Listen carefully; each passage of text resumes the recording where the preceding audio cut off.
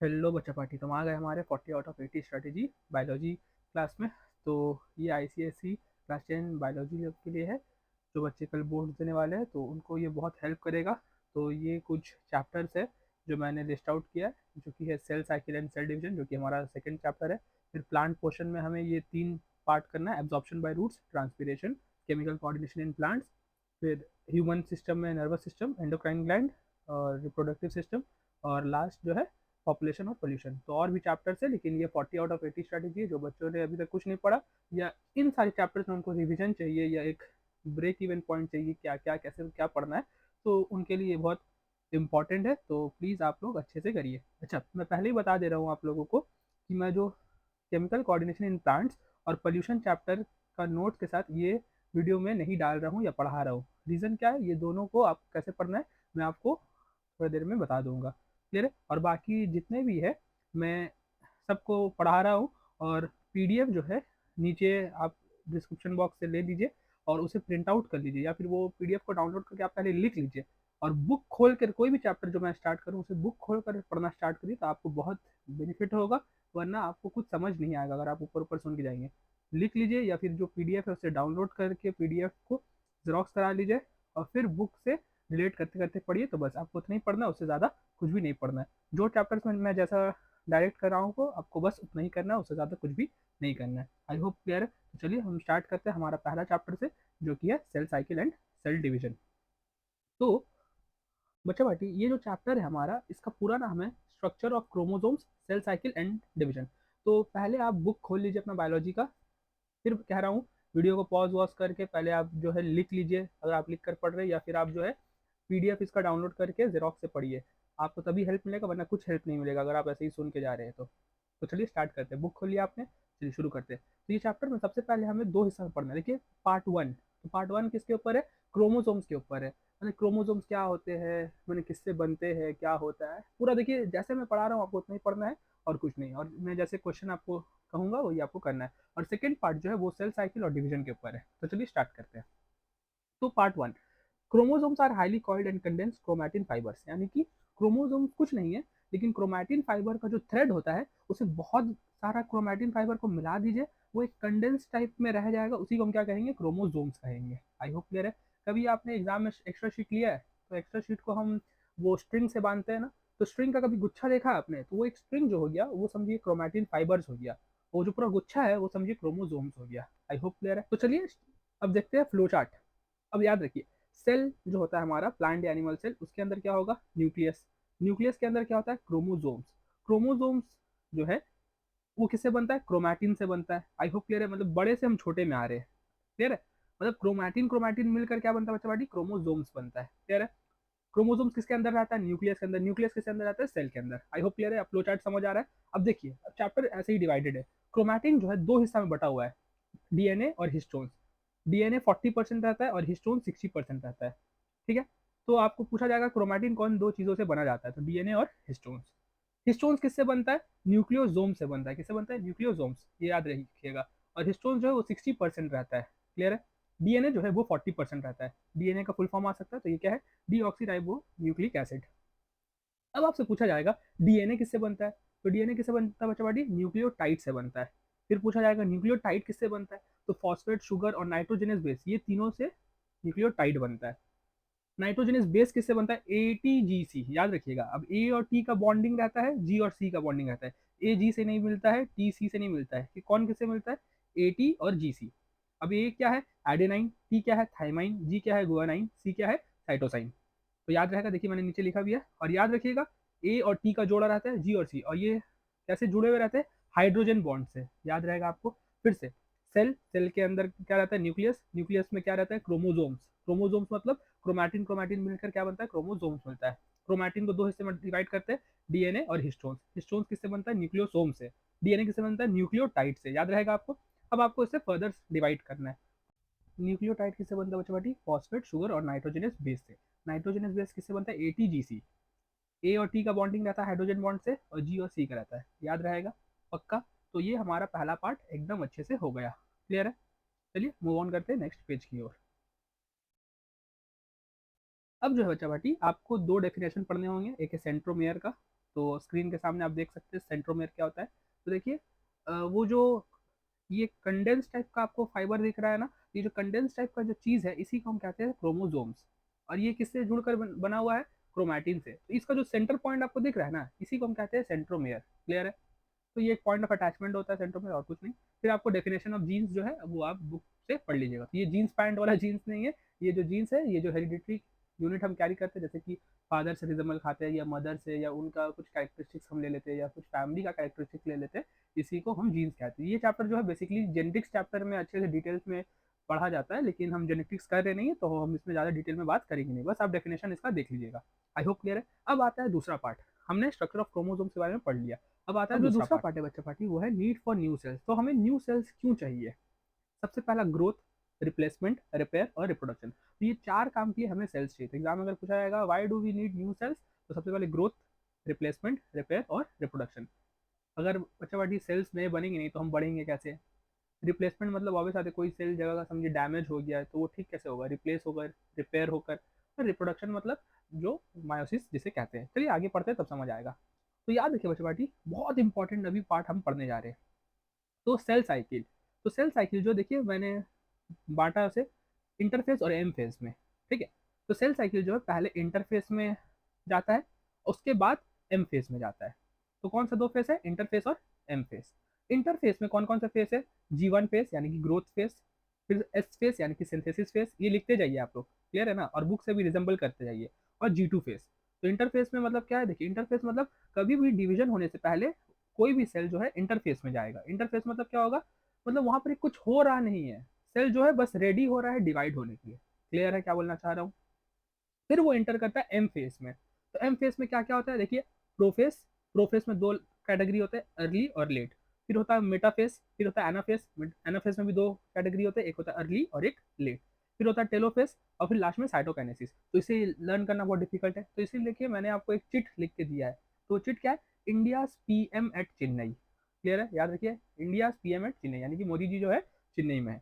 तो इंडिया का आई क्या हो गया? इंटरफेस, यानी कि हर सेल डिवाइड होने से पहले कहाँ जाएगा? इंटरफेस। इंटरफेस का अंदर आपको याद करना होगा पी। पीएम का पी क्या हो गया? प्रोफेस। एम क्या हो गया? मेटाफेस। ए क्या हो गया? एनाफेस। पी क्या हो गया? टेलोफेस। और सी क्या हो गया चौपाटी? साइटोकाइनेसिस। तो चलिए, अब आपको ये फोटो में दिख रहा होगा, ये जो है दोनों हिस्सा में होता है, मतलब प्लांट में भी होता है और एनिमल में भी होता है। क्लियर है? याद रखिएगा दोनों में डिवीजन ये क्या है, एक में एस्टर्स है, एक में एस्टर्स नहीं है। एक में सेल वॉल होंगे, एक में सेल वॉल नहीं होंगे। आई होप क्लियर है। तो डिफरेंस बिटवीन अगर आएगा कि बताओ सेल साइकिल में किसका है डिफरेंस, तो ऐसा करके आपको करना पड़ेगा। अब एग्जाम में यहाँ से कैसे कैसे क्वेश्चन आएंगे, आपको कोई भी एक डायग्राम यहाँ से उठाकर दे देगा और कहेगा कि इसके बाद कौन सा फेस आएगा, इसके पहले कौन सा फेस आता है, ये कौन सा फेस है। क्लियर है ना? मैंने कोई भी उठा के दे देगा, समझिए मेटाफेस उठा के दे दिया, बोलेगा आपको इससे पहले कौन सा फेस आता है, तो आप बोलिएगा लेट प्रोफेस। इसके बाद कौन सा फेस आता है, आप बोलिएगा अर्ली एनाफेस। ये कौन सा फेस है, आप कहिएगा मेटाफेस। क्लियर है?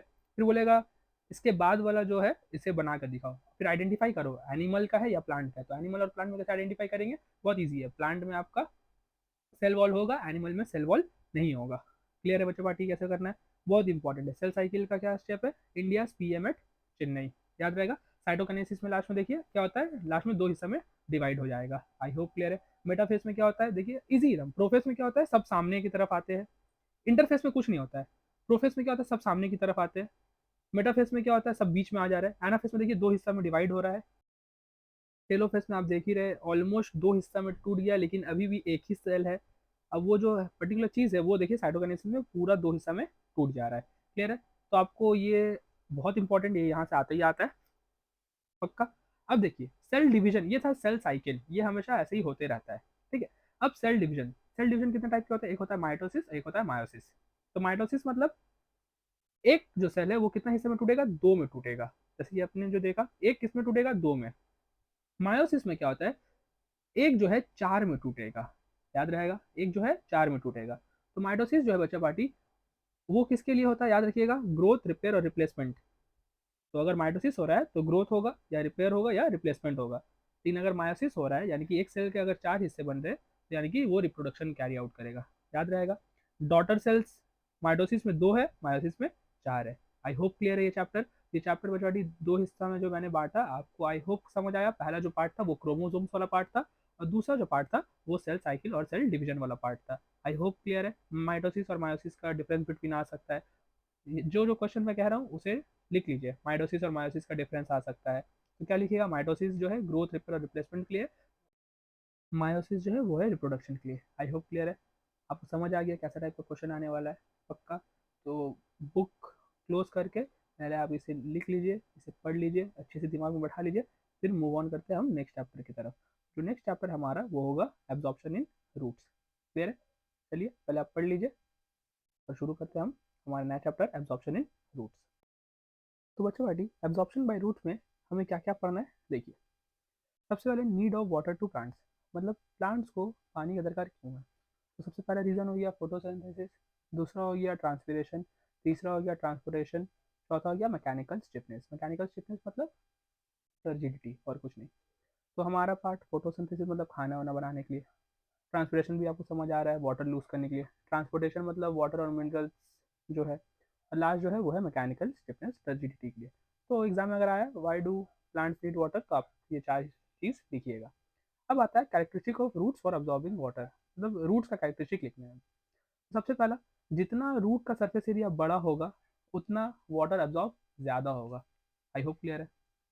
दूसरा, root hair contain cell sap. अब याद रखिएगा, रूट हेयर जो होते हैं, रूट्स के जो रूट हेयर होते हैं उनका जो सेल सैप होता है वो हायर कंसेंट्रेशन का होता है। क्यों? ताकि कोई भी चीज़ रूट के अंदर, बेकार चीज़ जो होता है वो जा ना पाए।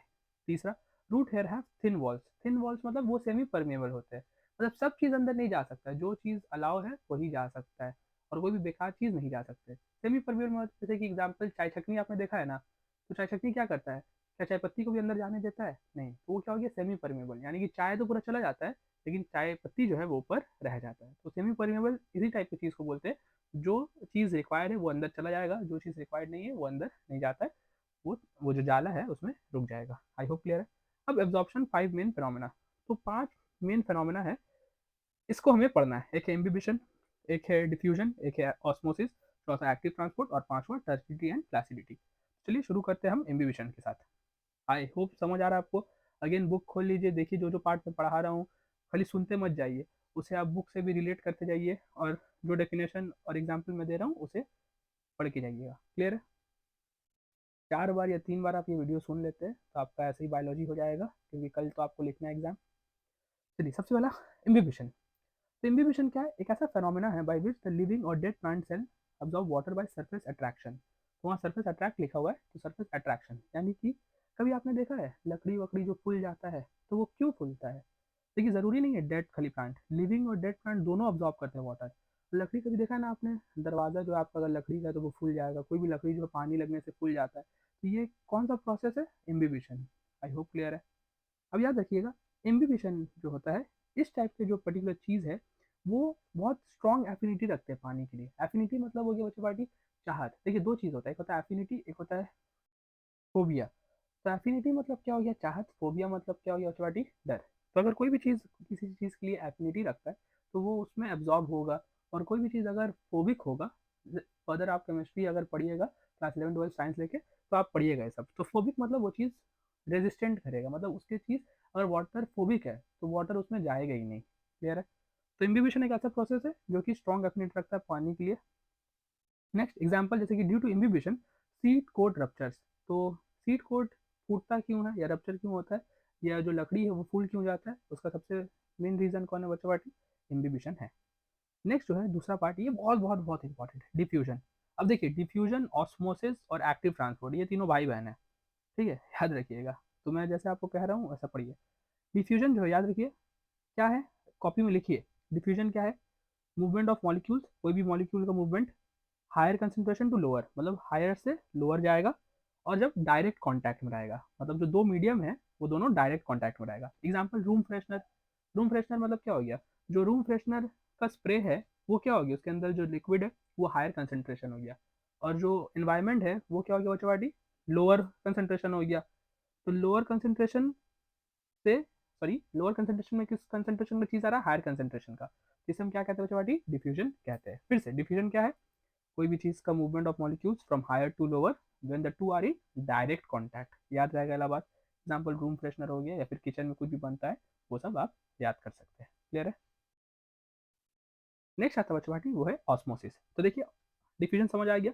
ऑस्मोसिस क्या, मूवमेंट ऑफ वाटर मॉलिक्यूल्स। देखिए इसमें सिर्फ क्या मॉलिक्यूल होता है, वाटर का। वो क्या था, कोई भी चीज का। ये भी क्या, फ्रॉम हायर टू लोअर। वो भी क्या था, फ्रॉम हायर टू लोअर। लेकिन वो क्या था, डायरेक्ट कॉन्टैक्ट। ये क्या था, सेमी परमिएबल मेम्ब्रेन रहेगा, याद रहेगा। ऑस्मोसिस मतलब डायरेक्ट तो होगा, मैंने हाँ, लेकिन सॉरी डायरेक्ट नहीं होगा। सेमी परमिएबल मेम्ब्रेन होगा, हायर टू लोअर रहेगा, और सिर्फ वाटर मॉलिक्यूल्स होगा। आई होप क्लियर है। अब ऑस्मोसिस जो है बच्चों वो दो टाइप का होता है। एक होता है एंडो ऑस्मोसिस, एक होता है एक्सो ऑस्मोसिस। तो एंडो ऑस्मोसिस और एक्सो ऑस्मोसिस से हम क्या समझते हैं, एकदम अच्छे से समझिएगा। अगर समझिए आप जो है, एंडो ऑस्मोसिस मतलब अंदर की तरफ, एंडो, ठीक है। एंडो मतलब अंदर, और एक्सो मतलब एग्जिट, बाहर की तरफ। तो एकदम कॉमन सेंस एक चीज सोचिए, अगर आप खाना खा रहे हैं, ठीक है, ठीक है, तो क्या हो रहा है, अंदर की तरफ जा रहा है, तो आपका पेट क्या हो जाएगा, फूलते जाएगा। तो एंडो ऑस्मोसिस में क्या, कोई भी चीज क्या होता जाएगा, फूलते जाएगा। आई होप क्लियर है। और एक्सो ऑस्मोसिस में क्या होता है चौटी, समझिए आप उल्टी कर रहे हैं, ठीक है, तो आपके अंदर से जितना भी चीज क्या होता जा रहा है, सब निकलते जा रहा है, तो आप क्या होते जाइएगा, पतले होते जाइएगा। याद रखें, एंडो ऑस्मोसिस मतलब आप फूलते जाइएगा, एक्सो ऑस्मोसिस का मतलब आप पतले होते जाइएगा। तो प्लांट्स में अगर बात करें, अगर पानी अंदर की तरफ जा रहा है तो प्लांट क्या होता जाएगा, फूलते जाएगा, फूलते जाएगा, फूलते जाएगा, ठीक है। लेकिन अगर एक्सो ऑस्मोसिस हो रहा है, पानी जो है निकल रहा है, तो इसे हम क्या करेंगे, सॉरी क्या कहेंगे, एक्सो ऑस्मोसिस, यानी कि पानी जो है निकल रहा है, तो ये क्या हो गया, एक्सो ऑस्मोसिस। मतलब प्लांट क्या होता जाएगा, पानी निकलते जाएगा तो पतला होता जाएगा, पतला होता जाएगा, और एक टाइम ऐसा आएगा वो झड़कर गिर जाएगा। क्लियर है। अब हमें एक टर्म पढ़ना है, ऑस्मोटिक प्रेशर। तो ऑस्मोटिक प्रेशर मतलब हो गया, जो ऑस्मोसिस की वजह से जो प्रेशर क्रिएट हो रहा है वो प्लांट में, उसी को हम क्या कहेंगे, ऑस्मोटिक प्रेशर कहेंगे, यानी कि उसके अंदर कितना पानी का मात्रा है। सिंपल सा बात है। अब आता है एक टर्म टॉनिसिटी। तो समझिए टॉनिसिटी मतलब क्या हो गया। समझिए आपने एक पर्टिकुलर चीज को पानी में डुबोया, ठीक है। वो जो पर्टिकुलर चीज था, उस वो जो है एक सेमी परमिएबल मेम्ब्रेन के अंदर है, ठीक है। अब उसका जो ये है, मैंने क्या बोलते हैं, टॉनिसिटी, और जो पानी का टॉनिसिटी है, दोनों अगर सेम है तो ऑस्मोसिस होगा, नहीं होगा, क्यों, दोनों तो सेम है, तो ऑस्मोसिस नहीं होगा। अब बात समझिए, अगर आपने एक हाइपोटोनिक चीज में डाला, हाइपोटोनिक मतलब क्या हो गया, जो पर्टिकुलर चीज है जिसमें आपने बांधा था सेमी परमेबल मेम्ब्रेन में, वो चीज जो है उसका कंसंट्रेशन कम है, और पानी का कंसंट्रेशन ज्यादा है। समझिए आपने शुगर सोल्यूशन रख दिया, तो उसका कंसंट्रेशन तो ज्यादा होगा ना, कंसंट्रेशन मतलब क्या, गाढ़ापन। तो किस तरफ आएगा, अंदर की तरफ आएगा, तो वो जो आपने सेल में बांधा था, मैंने मेम्ब्रेन में बांधा था, वो चीज क्या होता जाएगा, फूलते जाएगा। तो क्या हो गया, एंडोऑस्मोसिस। यानी कि अगर हाइपोटोनिक होगा तो एंडोऑस्मोसिस होगा। अगर उल्टा, समझिए आपने क्या किया है, सेमी परमेबल मेम्ब्रेन में एक चीज बांधा है और नॉर्मल पानी में रख दिया है, तो जो सेमी परमेबल चीज जो है वो हाइपर है। हाइपर मतलब क्या, हायर रीजन वाला है। तो वो किस तरफ जाएगा, बाहर की तरफ जाएगा, यानी कि वो अपना जो higher concentration to lower concentration जाएगा, ठीक है। तो वो चीज़ क्या होता जाएगा, सुकड़ते जाएगा। ये क्या हो गया, एक्सोऑस्मोसिस हो गया। आई होप क्लियर है।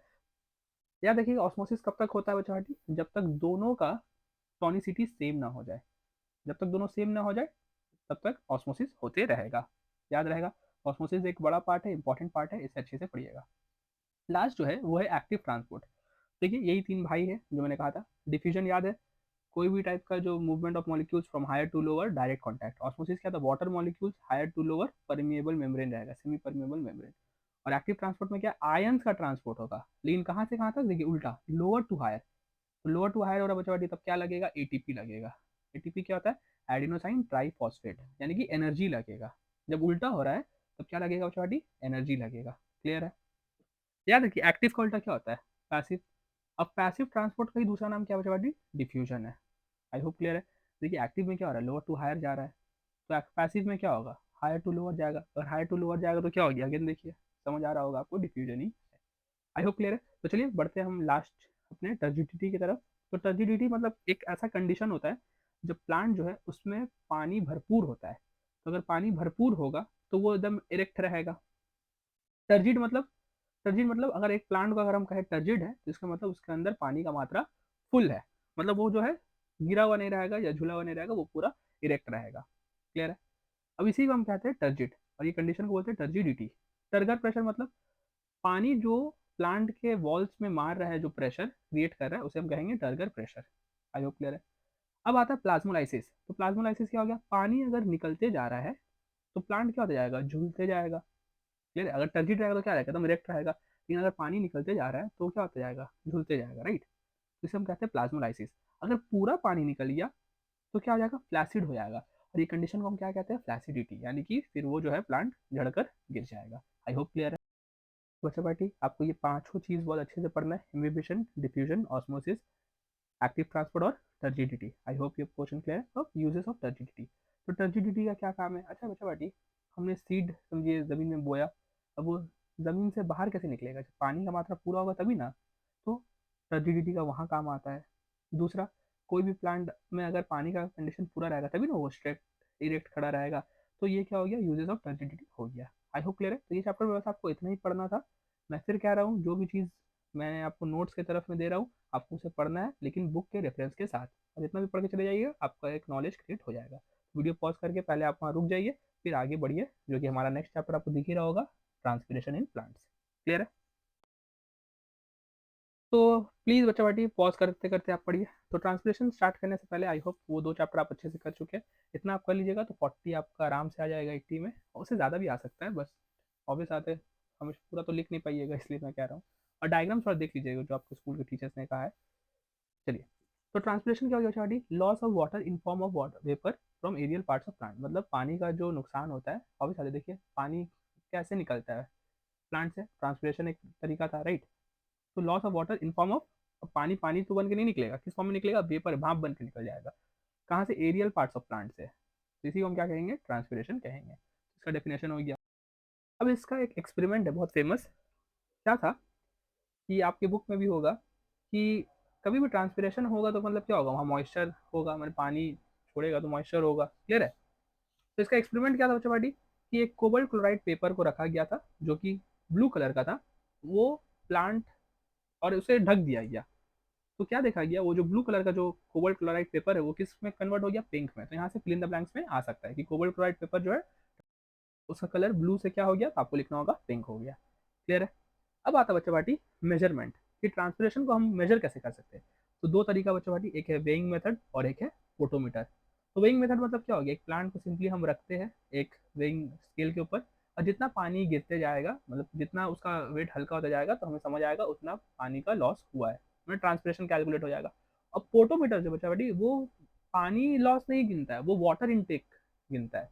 देखिए, अब जितना प्लांट जो है पानी लेगा, इसका मतलब उतना ही पानी तो छोड़ेगा ना। तो फोटोमीटर एक ऐसा डिवाइस होता है जो पानी का इंटेक नापता है, ना कि पानी का ये देखता है कि वो कितना लॉस हुआ है। याद रहेगा।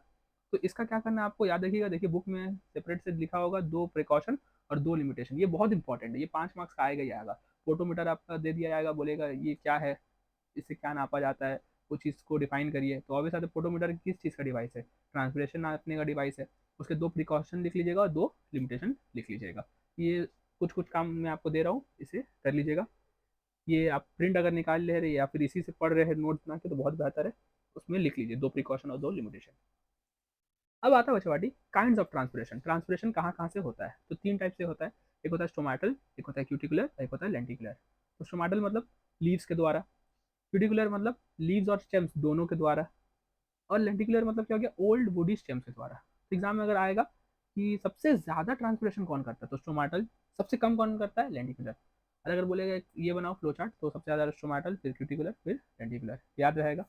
अच्छा, नेक्स्ट, ये बहुत इंपॉर्टेंट है, right down the factors affecting of transpiration, मतलब क्या क्या रीजन की वजह से ट्रांसपिरेशन बढ़ता है या घटता है। तो एक्सटर्नल फैक्टर्स मतलब बाहरी चीज। तो अगर बच्चा बेटी इंटेंसिटी ऑफ सनलाइट, सूरज का रोशनी अगर बढ़ते जाएगा, है ना, मतलब उसका जो गर्माहट है बढ़ते जाएगा, तो ट्रांसपिरेशन भी जो है, देखिए वो टी मतलब ट्रांसपिरेशन है, वो जो ट्रांसपिरेशन है वो भी क्या होते जाएगा, बढ़ते जाएगा। वो लिखा है, सूरज का रोशनी अगर बढ़ते जाएगा तो गर्मी क्या होता जाएगा, बढ़ते जाएगा, तो लॉस ऑफ वाटर भी क्या होगा, ज्यादा होगा, पक्का। उसका मतलब डायरेक्टली प्रोपोर्शनल, मतलब अगर वो बढ़ेगा तो वो भी बढ़ेगा। अच्छा, नेक्स्ट पॉइंट है टेम्परेचर। टेम्परेचर बढ़ेगा तो ट्रांसपिरेशन भी क्या होगा बच्चा, बढ़ेगा। अगेन गर्माहट बढ़ेगा तो ट्रांसपिरेशन भी बढ़ेगा। नेक्स्ट जो है वो है CO2। तो अगर कार्बन डाइऑक्साइड का मात्रा बढ़ेगा तो याद रखिएगा ट्रांसपिरेशन जो है वो घटेगा। क्यों, कार्बन डाइऑक्साइड का मात्रा अगर बढ़ गया तो स्टोमाटल पोर्स क्या हो जाएंगे, वो तो कम हो जाएंगे ना, वो तो फुलफिल हो जाएंगे, तो क्या हो जाएगा, ट्रांसपिरेशन होगा नहीं होगा। क्यों, स्टोमाटा ही से ना ट्रांसपिरेशन होता है। आई होप क्लियर है। तो स्टोमाटा मतलब जो कार्बन डाइऑक्साइड का मात्रा अगर बढ़ जाएगा तो ट्रांसपिरेशन क्या हो जाएगा, घट जाएगा। ये होगा एक्सटर्नल फैक्टर्स। अगर आपको पूछेगा एक्सटर्नल फैक्टर्स लिखो तो आपको ये लिखने होंगे। क्लियर है। और भी है, वेलोसिटी, फिर आपका एटमोस्फेरिक प्रेशर, तो आप कोई भी तीन याद कर लीजिए बहुत है। इंटरनल मतलब अंदर की वजह से क्या होगा, वाटर कंटेंट इन लीव्स। अब जितना पानी का मात्रा होगा उतना ही ना ट्रांसपिरेशन होगा। आई होप क्लियर है। अब देखिए राइट साइड जो कॉर्नर में रिडक्शन ऑफ ट्रांसपिरेशन, मतलब क्या क्या वजह से हम ट्रांसपिरेशन को घटा सकते हैं। तो सबसे पहला संकेन स्टोमाटा। स्टोमाटा अगर जितने अंदर रहेगा लीव्स में, स्टोमाटा कहाँ रहता है, लीव्स में रहता है ना। तो अगर स्टोमाटा जितना अंदर रहेगा तो उतना पानी को निकलने में टाइम लगेगा, तो पहला। दूसरा प्योर स्टोमाटा, अगर लीव्स में स्टोमाटा ही कम रहा तो क्या होगा, ट्रांसपिरेशन भी कम होगा। नैरो लीव्स, देखिए अगर लीव जो है वाइड रहेगा, वाइड मतलब समझे ना, बड़ा बड़ा ब्रॉड रहेगा, तो स्टोमाटा भी ज्यादा रहेगा, तो ट्रांसपिरेशन भी ज्यादा होगा। लेकिन अगर नैरो लीव्स हुए, पतले पतले लीव्स हुए, तो क्या हो जाएगा, टमाटर कम रहेगा तो ट्रांसपिरेशन भी क्या होगा, कम होगा। लॉस ऑफ लीव्स, पत्ते कम हो जाएंगे तो ट्रांसपिरेशन भी क्या होगा, कम होगा। और reduce surface area, surface area भी अगर कम हो गया, ठीक है, या फिर एक्सपोजर सही से नहीं मिला, गर्माहट सही से नहीं मिली, इंटेंसिटी ऑफ सनलाइट सही से नहीं मिली, तो अगेन समझ ना, सरफेस एरिया नहीं होगा तो टमाटा का एरिया ज़्यादा नहीं होगा, टमाटा ज़्यादा नहीं होगा, तो अगेन ट्रांसपिरेशन क्या हो जाएगा, घट जाएगा। अब एग्जाम में देखिए इसे दूसरा तरीके से भी दे सकता है, क्या क्या तरीके से ट्रांसपिरेशन बढ़ा सकते हो। तो फ्यूअर टमाटर की जगह आपका लिखिएगा मोर टमाटर, नैरो लीव्स की जगह क्या लिखिएगा, वाइडर लीव्स। समझ आ रहा है ना, दिमाग से आपको पेपर लिखना है। अच्छा लेफ्ट कॉर्नर में आइए, देखिए सिग्निफिकेंस। तो ट्रांसपिरेशन का अगर पूछा जाएगा क्या सिग्निफिकेंस या क्या इंपॉर्टेंस है, तो कूलिंग इफेक्ट। तो कूलिंग इफेक्ट मतलब क्या हो गया, वो प्लांट को ठंडा रखता है। अभी सब बात है, प्लांट लूज हो रहा है, तो प्लांट समझिए अगर आप नहा के आते हैं जब, तो फैन के नीचे अगर खड़े हो गए तो आपको क्या लगता है, कूलिंग इफेक्ट मिलता है कि नहीं।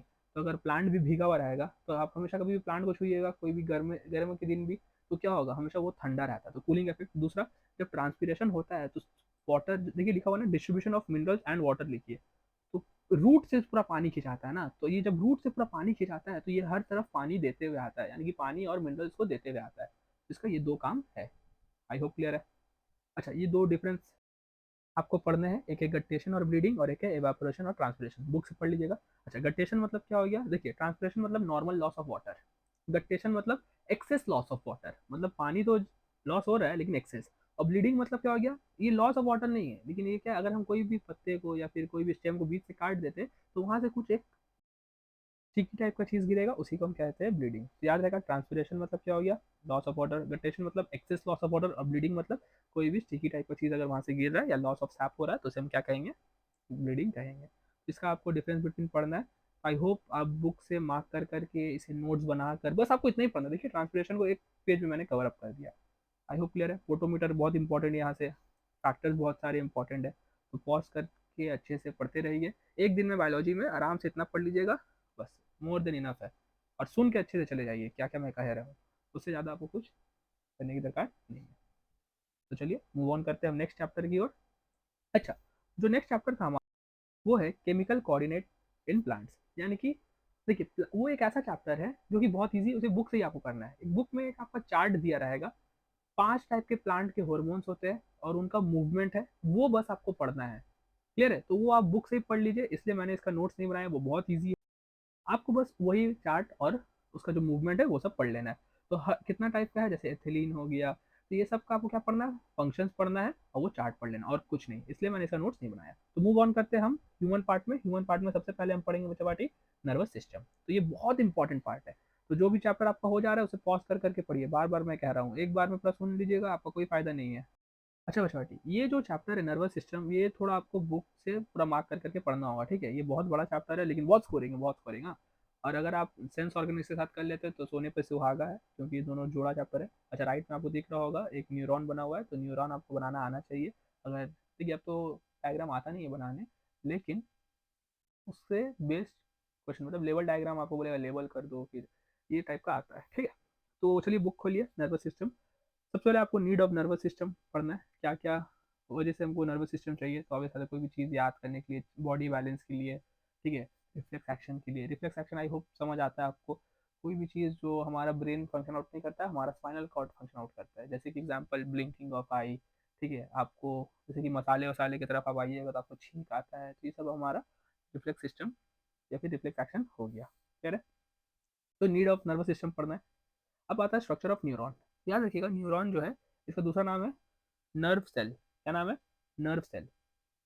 अब न्यूरॉन जो है इसका बेसिकली 3 हिस्सा होता है, देखिए वो साइड में न्यूरॉन बना हुआ है, जो ऊपर वाला पार्ट है, ठीक है, उसे हम कहते हैं सेल बॉडी, ठीक है, मतलब जो अंदर है उसे हम क्या कहेंगे, सेल बॉडी। जो उसका देखिए, जो एक टाइप का स्ट्रक्चर बना हुआ है ना, एक टाइप का हेयर टाइप का सर में ही, उसे हम क्या कहेंगे, डेंड्राइट्स। क्लियर है। अब वो जो पूरा जो डंडी टाइप का जो पूरा नीचे एंड हो रहा है, जैसे रूट का टाइप का, उसे हम कहते हैं एक्सॉन। तो वो जो डंडी पूरा नीचे जा रहा है उसे हम कहते हैं एक्सॉन।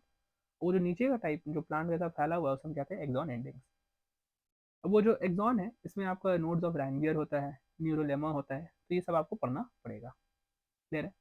अब आपको डेफिनेशन ऑफ साइनैप्स पढ़ना पड़ेगा। देखिए थर्ड नंबर साइनैप्स है। तो साइनैप्स मतलब क्या हो गया, अब ये जो नर्व सेल होता है या फिर न्यूरॉन जो होता है ये हमारे बॉडी में एक नहीं होता है बट करोड़ों मात्रा में होते हैं।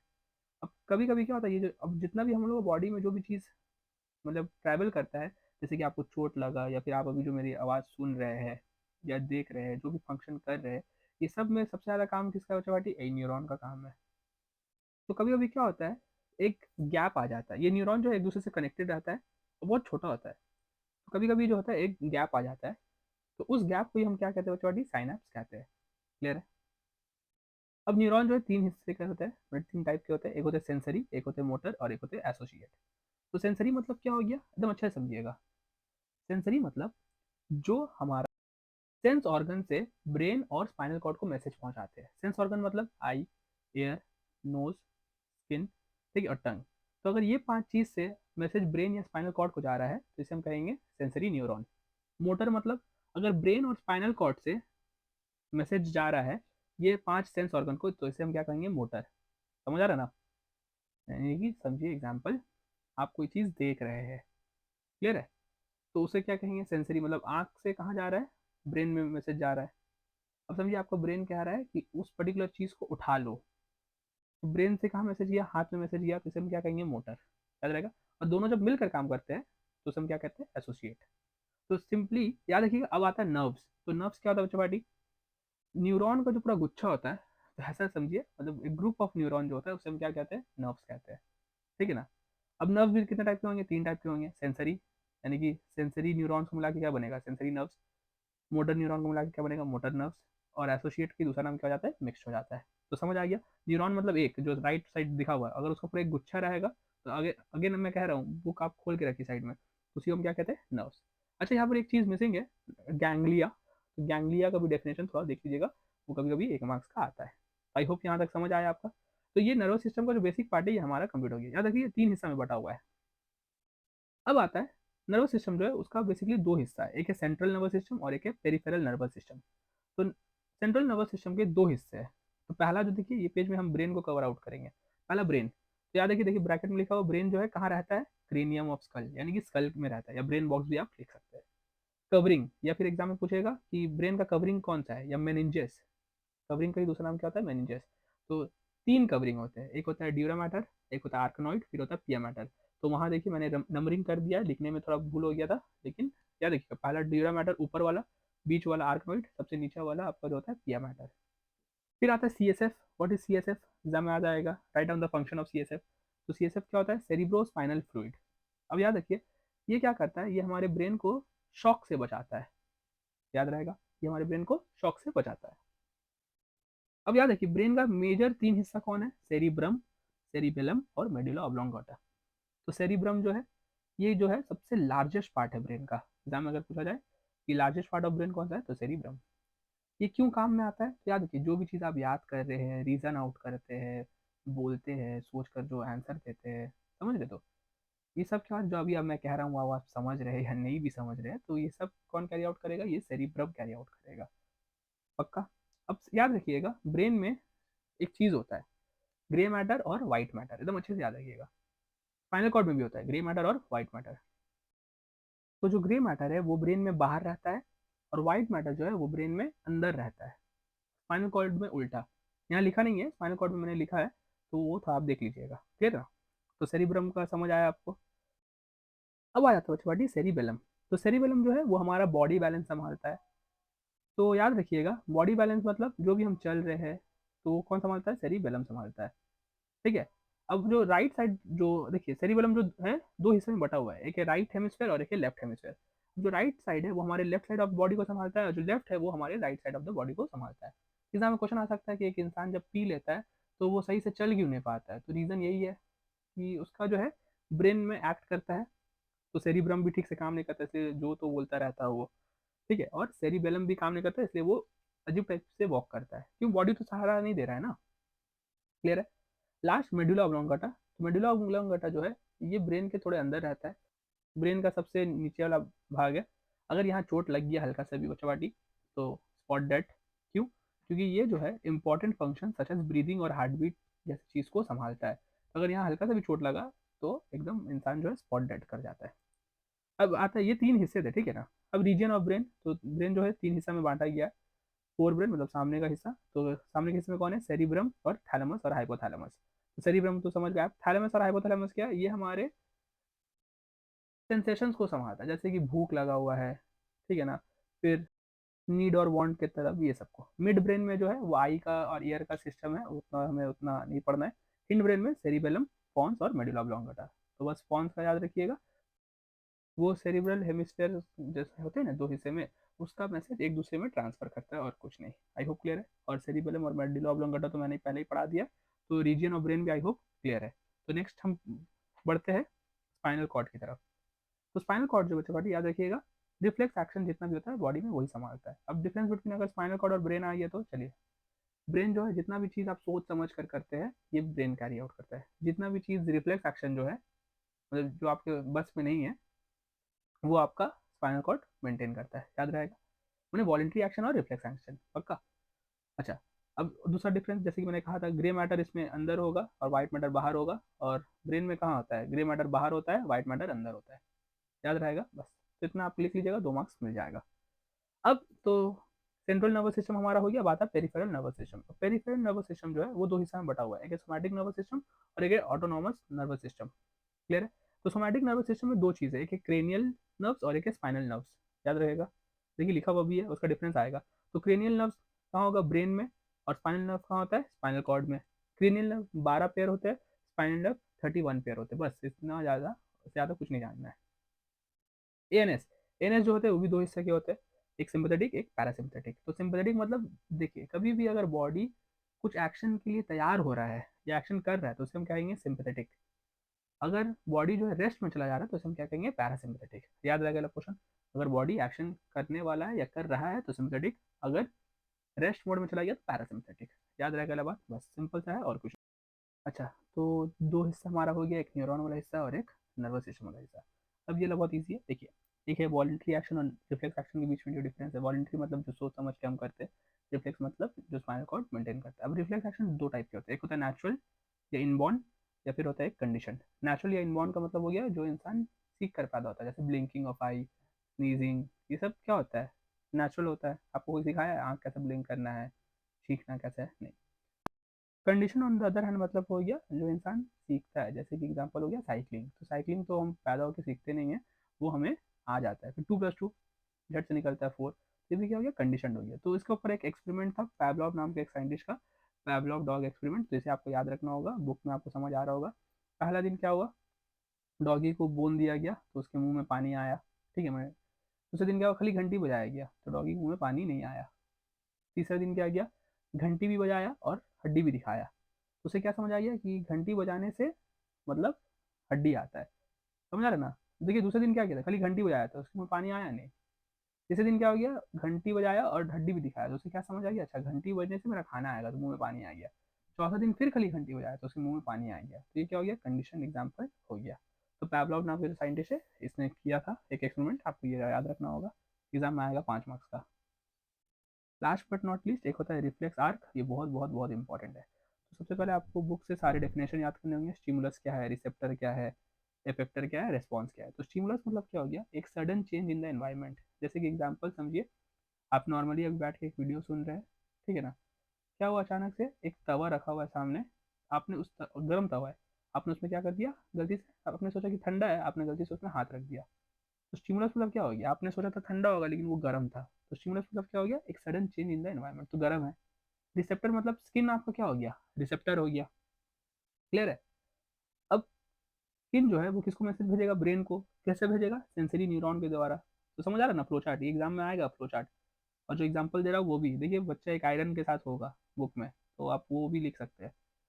तो ब्रेन और स्पाइनल कॉर्ड में से जिसको भी मैसेज आएगा तो ब्रेन और स्पाइनल कॉर्ड मैसेज करेगा मोटर न्यूरॉन को। अब कौन रिसीव कर रहा है ये इम्पल्स, इम्पल्स मतलब ये चीज़ महसूस कौन कर रहा है, आपका हाथ। तो ब्रेन और स्पाइनल कॉर्ड जो है वो मैसेज करेगा मोटर न्यूरॉन के थ्रू हाथ को कि भाई हाथ हटा ले। तो इफेक्टर कौन हो गया, हाथ। रेस्पॉन्स मतलब आपने जो हाथ हटाया उसी को हम कहेंगे रेस्पॉन्स। आई होप क्लियर है। बच्चा पार्टी ये बहुत बहुत बहुत बहुत इंपॉर्टेंट चैप्टर है। इसके साथ अगर आप सेंस ऑर्गन आपका किया हुआ है तो ये बहुत इजी था। बायोलॉजी बहुत स्कोरिंग है साइंस पोर्शन में, आपको इतना करके जाना है नर्वस सिस्टम से और कुछ नहीं। आई होप आप बुक से पढ़ रहे हैं और इससे ज़्यादा कुछ नहीं करना है। क्लियर है? जो भी मैं कह रहा हूँ 1 से 3 बार सुन लीजिए, एक बार नहीं 3 बार सुन लीजिए तो ऐसे ही याद हो जाएगा। लिख कर पढ़ रहे इसे एक बार, जो फ्लो चार्ट मैंने दिया ऐसा आप पढ़ लीजिएगा और कुछ भी करने की दरकार नहीं है, बार बार कह रहा हूँ। अब जो नेक्स्ट चैप्टर बचा है हमारा वो है एंडोक्राइन सिस्टम। तो एंडोक्राइन सिस्टम भी अगेन बुक खोल लीजिए, आपको बहुत कुछ बुक से करना पड़ेगा। तो सबसे पहले जो हमें पढ़ना है वो है difference between nervous and hormonal system. तो नर्वस सिस्टम क्या होगा, फास्ट होगा। हार्मोनल सिस्टम क्या होगा, स्लो होगा। नर्वस सिस्टम में किसका काम है, न्यूरॉन का काम है। हार्मोनल सिस्टम में किसका काम है, हार्मोन्स का काम है। तो ये इजी इजी डेफिनेशन जो है, सॉरी डिफरेंस जो है पढ़ लीजिएगा, याद रहेगा ना इजी।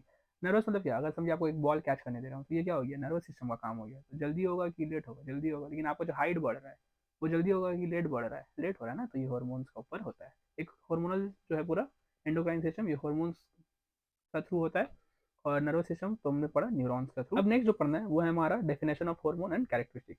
तो सबसे इजी है, कैरेक्टरिस्टिक को आपको जोड़ लीजिए तो आपका डेफिनेशन ऑफ हार्मोन्स बन जाएगा। तो याद रखिएगा हार्मोन्स जो होते हैं ये जो होते हैं ब्लड के थ्रू ट्रैवल करते हैं। ब्लड के थ्रू ट्रैवल मतलब समझ ना, मैंने, हम भी तो इंसान है ना, हम कहीं जो ट्रैवल करते हैं बाय वॉकिंग, फिर आपका कार बाइक, तो ये भी ट्रैवल करते हैं, लेकिन कैसे ट्रैवल करते हैं, ब्लड के थ्रू। अब ये कहीं से निकलते हैं और एक टारगेट ऑर्गन्स पे जाकर एक्ट करते हैं। तो देखिए they act on target organs, मतलब अगर उसे बोला जाएगा कि जाओ थायराइड में एक्ट करो तो वो पैनक्रीज में नहीं जा सकता। अगर बोलेगा किडनी में जाओ तो वो आपका नी में नहीं जा सकता। याद रहेगा ना ऐसा बात। नेक्स्ट जो है ये जो है बहुत स्मॉल क्वांटिटीज में प्रोड्यूस होते हैं और बायोलॉजिकली बहुत एक्टिव होते हैं। तो आपको बेसिकली क्या करना है, ये चारों कैरेक्टरिस्टिक को मिला देना है। ठीक है, तो आपका डेफिनेशन ऐसे ही बन जाएगा। ऐसे लिख दीजिएगा, hormones are produce through endocrine glands that travel through blood, act on target organs. They are produced in small quantities and are biologically very active. तो ये क्या हो गया, इसका डेफिनेशन भी हो गया। समझ आया ना, कोई भी चीज़ का अगर आपको कैरेक्टरिस्टिक आएगा तो डेफिनेशन तो वैसे ही बन जाएगा। क्लियर है? अब नेक्स्ट जो है एंडोक्राइन ग्लैंड्स में आपको ये चार चीज़ के बारे में पढ़ना है।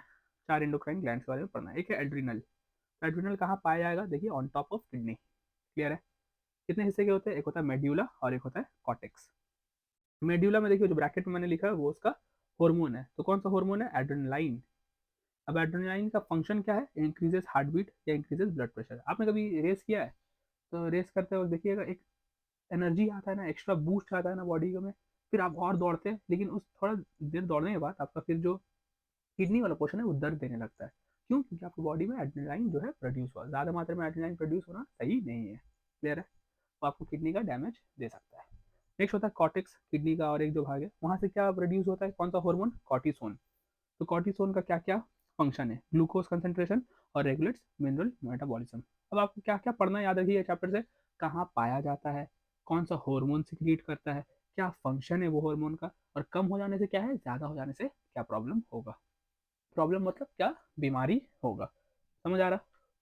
तो अगर हाइपोसिक्रेशन लिखा रहेगा तो हाइपोसिक्रेशन मतलब अगर वो हार्मोन कम जा रहा है, कौन सा हार्मोन, कॉर्टिसोन अगर बॉडी में कम जा रहा है तो उस बंदे को एडिसन्स डिजीज हो सकता है। अब एडिसन्स डिजीज के बारे में लिखने नहीं कहेगा। और हाइपर सिक्रेशन या ओवर सिक्रेशन हो जा रहा है, एग्जाम में अगर आएगा कि अगर कॉर्टिसोन का ओवर सिक्रेशन हो जा रहा है तो कौन सी बीमारी होगा, कुशिंग सिंड्रोम होगा। आई होप याद रहेगा।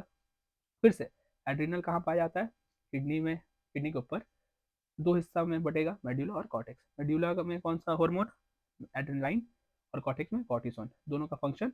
और मेडुला का आपका बीमारी या हाइपो या हाइपर नहीं है, और कॉर्टेक्स का हाइपो सिक्रेशन होने से एडिसन डिजीज, हाइपर होने से कुशिंग सिंड्रोम। याद रहेगा। अब आता है नेक्स्ट नंबर 2, पैनक्रियस। अब जो पैनक्रियस है बच्चा बेटी वो कहाँ पाया जाता है, ऑब्वियस स्टमक में। लेकिन पैनक्रियस जो है वो बस एक हार्मोन सिक्रीट नहीं करता है, वो एक आइलेट्स ऑफ लैंगरहैंस इसलिए कहा जाता है इसलिए कि ये बहुत सारे हार्मोन सिक्रीट करते हैं। अब उसमें से आइलेट्स ऑफ लैंगरहैंस में तीन मेन हार्मोन हमें पढ़ना है, एक है सोमैटोस्टैटिन, ग्लाइकोगोन और इंसुलिन। तो सोमैटोस्टैटिन अभी का सिलेबस में नहीं है, अगर 12 11 में अगर आप फर्दर बायोलॉजी लेते हैं तो उसमें है। फिलहाल हमें ग्लाइकोगॉन और इंसुलिन के बारे में पढ़ना है। तो ग्लाइकोगॉन क्या करता है, ग्लाइकोजन का ब्रेक डाउन करता है और ब्लड जो है, शुगर लेवल जो है ब्लड में बढ़ाता है। याद रहेगा, ग्लाइकोगॉन एक आपका क्या है, हार्मोन है, उसका दो फंक्शन। सोमैटोस्टैटिन हमारे सिलेबस में नहीं है, लेकिन अगर एग्जाम में आ गया सोमैटोस्टैटिन जो है वो कहाँ पाया जाता है तो लिखिएगा पैनक्रियस, पक्का। अब आता है इंसुलिन। इंसुलिन क्या करता है, ऑब्वियस आता है ग्लूकोज का डिपोजिशन बॉडी में ज़्यादा करता है, यानी कि मिठास बॉडी में बढ़ाएगा। क्लियर है? हाइपो मतलब कम हो जाने से क्या होगा, इंसान कोमा में चला जाएगा। और हाइपर ज़्यादा हो जाने से क्या होगा, इंसान को डायबिटीज़ हो जाएगा। याद रहेगा ये बात। अब याद रखिएगा, जो इंसान के बॉडी में इंसुलिन का कमी होता है वो देखिएगा इंसुलिन का डोज लेता है। क्लियर है ना? अगर नहीं लेगा तो ऑब्वियस बात है वो किस में चला जाएगा, कोमा में चला जाएगा। और ज़्यादा हो जाना भी ठीक नहीं है, तो डायबिटीज़ मिलेटिस हो जाएगा, यानी कि डायबिटीज़ तो आपको पता ही होगा। क्लियर है? तो आपको इतना ही पढ़ना है, इससे ज़्यादा कुछ नहीं। चलिए बढ़ते हैं नेक्स्ट की ओर, जो कि है थायराइड। थायराइड कहाँ पाया जाता है? नेक बिलो लारिंग्स। समझ रहे हैं? थायराइड मतलब कहाँ होता है, नेक में होता है, बिलो लारिंग्स। ये कौन सा हार्मोन प्रोड्यूस करता है? याद रखिएगा, दो हार्मोन, एक है कैल्सिटोनिन, ये सिलेबस में अगेन नहीं है, और एक थायरोक्सिन। तो थायरोक्सिन क्या करता है, मेटाबॉलिज्म बॉडी में बढ़ा देता है। क्लियर है? अब कम अगर थायरोक्सिन प्रोड्यूस हुआ तो क्या बीमारी होगा? सिंपल गॉइटर हो सकता है, क्रेटिनिज्म हो सकता है, और माइक्सोडेमा हो सकता है। याद रहेगा, सिंपल गॉइटर, क्रेटिनिज्म और माइक्सोडेमा। अगर हाइपर हो गया तो एक्सोथर्मिक गाइटर होगा। आई होप क्लियर है। दो चीजें, एक है गॉइटर और एक है एक्सोथर्मिक गॉइटर। तो ज्यादा हो जाने से याद रखिएगा बॉडी जो है सुखड़ा जाएगा, बॉडी जो है सुखड़ा जाएगा। देखिए बुक में डायग्राम दिया होगा। गॉइटर मतलब क्या है, गला देखिए फूल जा रहा है, कम होने से गला फूल जाएगा, उल्टा है हाँ। और ज्यादा हो जाने से बॉडी में अगर थायरोक्सिन का मात्रा ज्यादा हो गया तो बॉडी जो है देखिए एकदम चिपसा बुड्ढा जैसा हो जा रहा है ना? आई होप क्लियर है। नेक्स्ट आता है पिट्यूटरी। ये बहुत इंपॉर्टेंट है, इसे मास्टर ग्लैंड कहते हैं, एग्जाम में आएगा। Why pituitary gland is known as master gland. तो देखिए ये जो होता है ब्रेन में होता है, ठीक है ना? अब ब्रेन में होता है तो ऑब्वियस आते हैं, सारा ग्लैंड को कंट्रोल कौन करेगा? एंडोक्राइन ग्लैंड को कंट्रोल कौन करेगा? पिट्यूटरी ग्लैंड करेगा, इसलिए इसे हम क्या कहते हैं, मास्टर ग्लैंड कहते हैं। अब ये दो हिस्सा में है, एक एंटीरियर मतलब अंदर, एक है पोस्टीरियर मतलब बाहर। तो एंटीरियर में कौन कौन है? GH, growth hormone. तो ग्रोथ हार्मोन अगर कम हुआ तो इंसान नाटा हो जाएगा, डॉर्फिज्म। अगर ज्यादा हो गया तो जायजेंटिज्म। जैसे आपने अंडरटेकर को देखा होगा, बिग शो को देखा होगा, केन को देखा होगा, ब्रॉन स्ट्रोमैन को देखा होगा, तो ये सब जायजेंटिज्म। ठीक है, इनके बॉडी में ग्रोथ हार्मोन का मात्रा ज्यादा हो गया है। लेकिन आपने खली को भी देखा होगा तो वो जायजेंटिज्म नहीं है। अब देखिए क्या होता है, समझिए आपका हाइट, तो अभी आप 10 क्लास में तो आपका हाइट वाइट हो गया होगा। क्लियर है? ये समझिए अभी और भी आप बढ़िएगा। क्लियर है? अब समझिए एक इंसान एक सर्टन हाइट तक पहुंच जाता है, उसके बाद भी वो फिर बढ़ने लगता है, यानी ग्रोथ हार्मोन उसके बॉडी में प्रोड्यूस होने लगता है। तो उसके जो हाथ पाँव है वो अजीब टाइप का ग्रो करते हैं। जैसे कि खली को आपने देखा होगा, उसका हाथ, देखिए अंडरटेकर भी लंबा है लेकिन खली भी लंबा है, लेकिन अंडरटेकर जो है वो जायजेंटिज्म में आ जाएगा और खली जो है वो आपका एक्रोमेगली में आ जाएगा। आई होप क्लियर है। मतलब शुरू से अगर बॉडी में ग्रोथ हार्मोन ज़्यादा है तो जायजेंटिज्म, एक सर्टेन एज के बाद फिर अगर हो रहा है तो वो क्या हो जाएगा, एक्रोमेगली हो जाएगा। तो ये एक बीमारी है और कुछ नहीं। TSH, thyroid stimulating hormone, GSH, gonad stimulating hormone, ACDH, adrenocorticotropic hormone. तो ये आपको पढ़ना होगा, इसका फुल फॉर्म आता है, इसका फंक्शंस आएगा, ये आप बुक से देख लीजिएगा। पोस्टीरियर में एडीएच और ऑक्सीटोसिन, तो ये दोनों भी आपको देखना होगा। एग्जाम में फुल फॉर्म लिखने आता है बच्चों पार्टी, और इसका फंक्शन आएगा, तो ये आप कर लीजिएगा। ये बहुत ईजी है। आई होप क्लियर है। बस आपको यही चार एंडोक्राइन ग्लैंड के बारे में पढ़ना है। पक्का? क्या क्या आएगा अगेन? आपका आएगा फंक्शन, इससे क्या बीमारी होता है कम ज़्यादा होने से, कौन सा हार्मोन है, और कहाँ पाया जाता है। क्लियर है? तो चलिए बढ़ते हैं हम नेक्स्ट चैप्टर की ओर, जो कि है रिप्रोडक्टिव सिस्टम। तो बच्चों पार्टी अगेन आप अपने बुक्स खोल लीजिए। तो सबसे पहले हमें क्या पढ़ना है? असेक्सुअल रिप्रोडक्शन और सेक्सुअल रिप्रोडक्शन। तो रिप्रोडक्शन जो है बेसिकली दो टाइप से होते हैं, एक होता है सेक्सुअल रिप्रोडक्शन और एक होता है असेक्सुअल रिप्रोडक्शन। तो दोनों के डिफरेंस पढ़ने होंगे। तो असेक्सुअल में याद रखिएगा, जो ये होगा बच्चा वो सेम होगा पेरेंट्स का जैसा, लेकिन सेक्सुअल में सेम नहीं होगा। असेक्सुअल में ज़्यादा बच्चे पैदा होते हैं, सेक्सुअल में कम बच्चे पैदा होंगे। असेक्सुअल में एक ही पेरेंट होगा, सेक्सुअल में दो पेरेंट्स होंगे। आई होप क्लियर है। ये तो बहुत ईजी है, बुक से आप कर लीजिएगा। अब आते हैं मेल रिप्रोडक्टिव सिस्टम में। तो मेल रिप्रोडक्टिव सिस्टम का सबसे पहला जो मेन चीज़ है वो है टेस्टिस। अब टेस्टिस जो है वो, उसको बचा कर कौन रखता है बच्चा? स्क्रोटम। मतलब टेस्टिस जो है किससे कवर्ड रहता है? स्क्रोटम से कवर्ड रहता है, और वही उसका टेम्परेचर सब मेंटेन करता है। टेस्टिस में ही बच्चा स्पर्म का मैन्युफैक्चर होता है, और इस प्रोसेस को हम कहते हैं स्पर्मेटोजेनेसिस। आई होप क्लियर है, आपको समझ आ रहा है। नेक्स्ट होता है, इसी टेस्टिस में एक होता है लेडिक सेल्स। तो लेडिक सेल्स जो है क्या प्रोड्यूस करते हैं? टेस्टोस्टेरोन, जो कि मेल हार्मोन होता है। इसी टेस्टिस में एपिडाइमिस भी होते हैं। एपिडाइमिस क्या करता है? स्पर्म को स्टोर करता है और उसे मोटाइल बनाता है, यानी कि मूवमेंट के केपेबल बनाता है, ताकि वो मूव कर सके। कहाँ तक मूव कर सके? ऑब्वियस सा बात है, पेनिस के थ्रू बाहर जा सके। क्लियर है? फिर से टेस्टिस कहाँ रहता है, मैंने कवर कौन करता है? स्क्रोटम। टेस्टिस में क्या होता है? स्पर्म का मैन्युफैक्चर होता है, उस प्रोसेस को हम क्या कहते हैं? स्पर्मेटोजेनेसिस। रेडिक सेल्स क्या करता है? टेस्टोस्टेरोन देता है, यानी कि मूल हार्मोन देता है। नेक्स्ट जो इंपॉर्टेंट पार्ट है मेल रिप्रोडक्टिव सिस्टम का वो है स्पर्म डक्ट या फिर वास डिफरेंस। तो ये क्या करता है? टेस्टिस से पेनिस तक स्पर्म को ले जाता है। आई होप क्लियर है। ये एक माध्यम है जो आपका टेस्टिस से पेनिस तक स्पर्म को ले जाता है। अब आता है एसेसरी ग्लैंड। एसेसरी ग्लैंड मतलब ये इंपॉर्टेंट पार्ट्स है किसके, पेनिस के या फिर मेल रिप्रोडक्टिव सिस्टम के। तो इसमें कौन कौन आता है, सेमिनल वेसिकल्स। सेमिनल वेसिकल्स क्या करता है, जो स्पर्म बना उसमें मिल्की फ्लूइड डाल देता है, जो उसके साथ मिलकर स्पर्म के साथ मिलकर वो जो मिल्की फ्लूइड है वो क्या कहलाता है, सीमन कहलाता है। नेक्स्ट जो है प्रोस्टेट ग्लैंड। प्रोस्टेट ग्लैंड जो है वो क्या है, अब याद रखिएगा जो वजाइना होता है वो आपका बच्चा एसिडिक होता है, तो स्पर्म को क्या होना होगा, अल्कलाइन होना होगा, तभी ना वो आपका जाकर एक्ट करेगा वहां पर, अंदर जा सकेगा और बेबी को फॉर्म कर सकेगा। आई होप क्लियर है। तो प्रोस्टेट ग्लैंड क्या करता है, स्पर्म में अल्कलाइन सिक्रीशन डालता है। और लास्ट होता है कॉपर्स ग्लैंड, इसका दूसरा नाम है बल्बो ग्लैंड। अब ये जो है क्या करता है, स्पर्म को आपका लुब्रिकेट करता है। आई होप क्लियर है। तो ये तीन चीज़ बहुत इंपॉर्टेंट है, अगर ये तीन चीज़ों से कोई भी एक चीज़ मिसिंग है तो फिर एक इंसान को बीमारी हो सकता है। और लास्ट जो होता है वो होता है पीनिस, वो क्या काम करता है, वो स्पर्म को आपका वजाइना में डालने का काम करता है। कोई डाउट है। तो ये था पूरा मेल रिप्रोडक्टिव पार्ट। अब हमें पढ़ना है फीमेल रिप्रोडक्टिव पार्ट। ये जो पार्ट है बच्चे पार्टी, ये एकदम देखिए हूबहू हमारा मेल रिप्रोडक्टिव सिस्टम का ही भाग है। ठीक है। अब देखिए स्पर्म कहाँ बनता था, टेस्टिस में बनता था, तो यहाँ पे एग्स कहाँ फॉर्म होंगे, ओवरीज में फॉर्म होंगे। स्पर्म बनने के प्रोसेस को क्या बोलते हैं, स्पर्मेटोजेनेसिस। एग्स बनने के फॉर्म को क्या बोलते हैं, oogenesis। अब याद रखिए एग्स जो है रप्चर भी होता है, तो उस प्रोसेस को हम कहते हैं ओव्यूलेशन। ये चीज़ मैंने नहीं लिखा, उसे लिख लीजिएगा। एग बनने का चीज़ को हम कहते हैं oogenesis मैंने प्रोसेस को, और अगर वो रप्चर हो रहा है तो उसे हम कहते हैं ओव्यूलेशन। पक्का। अब देखिए उसमें लेडिक सेल्स था जो हमारा टेस्टोस्टेरोन डाल रहा था। अब यहाँ पर ही ओवेरीज में कॉर्पस ल्यूटियम होंगे जो फीमेल, ये क्या बोलते हैं, सेक्स हार्मोन्स डालेंगे, जो कि है दो फीमेल सेक्स हार्मोन्स है, एक है एस्ट्रोजन और एक है प्रोजेस्टेरॉन। याद रहेगा, मेल में एक ही है, फीमेल में दो है। नेक्स्ट आता है देखिए, अब उसके बाद क्या आता था याद है, वास्ट डिफरेंस। यहाँ पर कौन आ गया, फैलोपियन ट्यूब्स, मतलब एक माध्यम है जिससे एग्स आपके यूट्रस में जाएंगे। अब यूट्रस जो एक पार्ट है जहाँ पर ही क्या होता है, अगर स्पर्म मिला तो याद रखिए और बेबी का फॉर्मेशन होगा, अगर नहीं हुआ तो वो रप्चर होगा और फिर मेंस्ट्रुअल साइकिल स्टार्ट होगा। वजाइना जहाँ पर मेल पेनिस रिसीव होता है, वहीं से आपका फिर प्रोडक्शन का सिस्टम जो कैरी आउट होता है। लास्ट जो सबसे बाहर वाला पार्ट है उसे हम कहते हैं वल्वा। तो फीमेल का भी पार्ट हो गया। अब देखिए इसका एक मेंस्ट्रुअल साइकिल वाला पार्ट बहुत बड़ा है, अब इसे हम छोटे में कर रहे हैं, इसलिए हमें बस अब क्या क्या पढ़ना है, एक पार्टूशन का आप डेफिनेशन पढ़ लीजिएगा। जेस्टेशन पीरियड यानी कि जो 9 महीने का जो पीरियड होता है ना बच्चा वाला, उसे हम क्या कहते हैं, जेस्टेशन। फंक्शन ऑफ प्लासेंटा पढ़ लीजिएगा। प्लासेंटा मतलब क्या हो गया, मदर जो है बेबी को क्या देती है और बेबी मदर को क्या देता है। तो याद रखिए बच्चा बेबी जो है हमेशा मदर को जो है वेस्ट देगा, जितना भी वेस्ट है बेबी जो है मदर को देगा, लेकिन मदर जो है हमेशा बेबी को क्या देगी, मेडिसिन देगी या फिर जो भी है ऑक्सीजन। ऑक्सीजन सब किसके थ्रू जाएगा, मदर के थ्रू जाएगा। आई होप क्लियर है क्वेश्चन। और एमनियन और एमनाइटिक फ्लूइडिक ये आपका पढ़ना पड़ेगा। एमनियन फ्लूइडिक क्या होता है, जो बेबी को पेट में सेफ रखता है, पेट में नहीं होता है ऑब्वियस बात है, बच्चा जो पेट में नहीं पलता है, कहाँ पलता है, यूट्रस में पलता है। तो यूट्रस में जो एमनेटिक फ्लूइड होता है वो बेबी को सेफ रखता है, याद रहेगा। तो ये आपको उसे शॉक वॉक से बचाता है। तो ये बस क्वेश्चन आपको पढ़ना है, बुक से पढ़ लीजिएगा ये तीन जो नीचे का चीज़ है, और इससे ज़्यादा आपको कुछ भी नहीं करना है। तो चलिए अब हम चलते हैं हमारे लास्ट के क्वेश्चन में जो कि है पॉपुलेशन और पोल्यूशन। अच्छा बच्चा बाटी, अब ये जो लास्ट दो क्वेश्चन है पॉपुलेशन और पोल्यूशन, ये हम नेक्स्ट वीडियो में देखते हैं। तो आज के लिए बस इतना ही। आई होप आप पढ़ रहे हैं तो नोट बना के पढ़िए, और पोल्यूशन और पॉपुलेशन भी करके जाइएगा, ये भी आपका पार्ट है।